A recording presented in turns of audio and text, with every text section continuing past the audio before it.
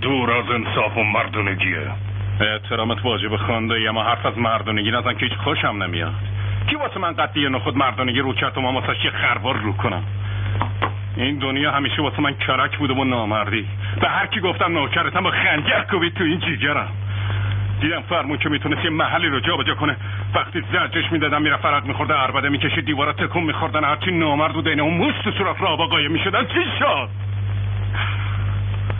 رفت زیارت و گذاشت کنار، مثل یه مرد شروع که کاسبه کردن و پول حلال خوردن. اما من گذاشتم.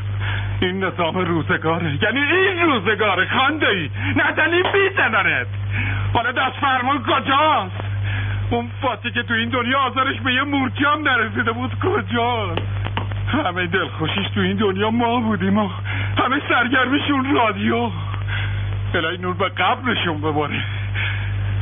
چقدر شبایی محرم زمانو داشت فرمون راه میافتادیم و میرفتیم، هرچی اون کاسبی کرده بود برای فقیر فقرا سحری میخرید و پول افطارشونو میداد. حالا چی شد؟ ست بی معرفت، ست از خدا بی خبر، مفت با بران فرستاد از زیر خاک. منم میکنم منم میفرستمشو زیر خاک. تازه این اولیش بود.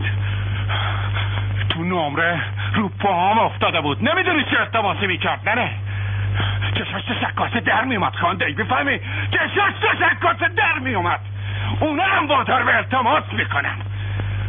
حساب یکی رو کشونه میرسم. بهتون نیاد شما دیگه برای خودتون عمرتونو کردین. منم 2 تا گیر کوچک دارم.